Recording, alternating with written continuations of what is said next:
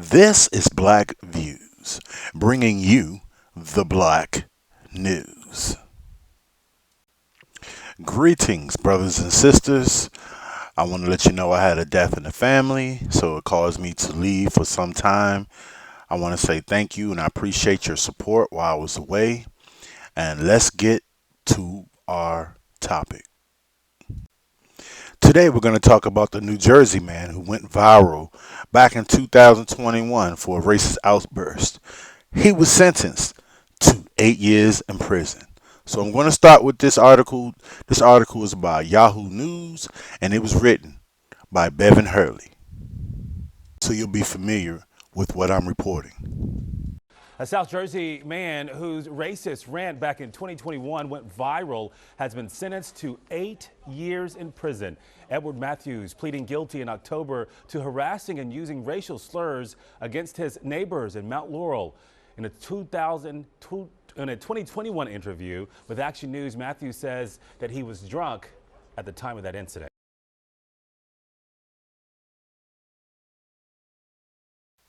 That report was from Action News ABC, and now I will read to you the article from Yahoo News.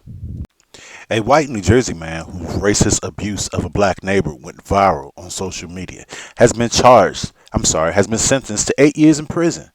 Edward Cagney Mathews, 47, was filmed spitting, shouting, and hurling racial slurs towards a residence at an Essex Place condominium in Mount Laurel Township, around 17 miles east of Philadelphia, on the 2nd of July 2021. He pleaded guilty to 4 counts of bias, intimidation, and possession of a controlled dangerous substance with intent to distribute in October and was ordered to spend at least 4 years behind bars before being eligible for parole with the Burlington County Prosecutor's Office. According to the Philly Voice, Mathews had gone to confront the president of the condo's owner association when the neighbor tried to intervene to defuse the situation. The viral clip shows Mathews aggressively squaring up to the man, used the N-word, chest bump, and brag that he had ran over other black homeowners. He had ran other black homeowners out of town. He was charged with harassment and bias intimidation. A search of his home found a large quantity of psilocybin mushrooms, prosecutor says. He had psychedelic drugs, so I guess that was the excuse for his behavior. The day after the video was posted online, hundreds of protesters gathered outside of Mathews' homes, calling for him to be locked up and face further charges. The crowd remained at the scene for hours until was arrested by police that evening. Prosecutors said Mathews had a pattern of terrorizing at least 5 of his neighbors and condo board members. Mathews called his black neighbors monkeys, left feces on their property, sent them threatening emails and letters, and shot their cars with BB pellets prior to his arrest, according to prosecutors. Mathews made a tearful apology to his insensitive and disrespectful words in the past, while pleading for a reduced sentence in court, according to the Philadelphia Inquirer. So there you have it. Your man Mathews was basically sentenced to 8 years. Okay, I want you to keep in mind that a large group of people gathered outside the house and would not leave until he was arrested. And believe it or not, people, that's pretty much what it takes, because in this country we don't have a law or a bill that protects black people in particular from people and predators such as this. This goes on every day. It's just that in so many ways black people handle these situations.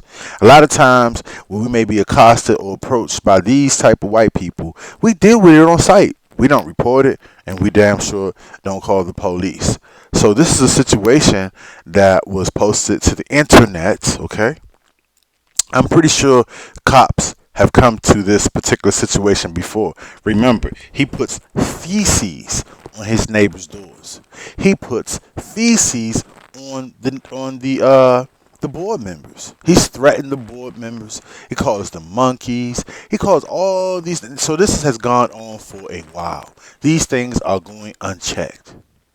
So I want to say heads up to the people that decided to stand up in their community and not allow this to happen. And this what needs to go on in all communities because this is what's happened. This is one of the reasons why they focus on inner city crimes, so that you don't pay attention to this and see that the average black person is being attacked on a day-to-day basis.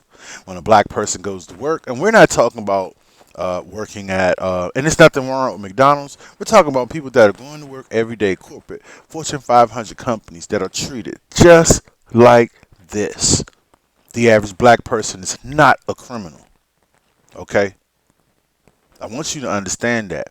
There's probably about maybe 1% of the people that are doing crimes that are black. And they focus on that. All media channels focus on it. That's why you can look on YouTube and you'll hear black people, you'll hear N-word, they'll show you theft, they'll show you store after store that where somebody stole diapers, somebody stole a jacket, somebody stole toiletries, when there's whole countries that are being stolen. People are being murdered. People are being bombed. But they want you to focus on these crimes such as this and not the real problems that are going on in our country, such as the encroachment on the border. And I'm not going to get too much into that. So I'm going to leave you with this. I would like to know what your thoughts are. Tell me how you feel about this. Is this something that we're going to, where we're going to start to see more of these white supremacists be arrested and sentenced?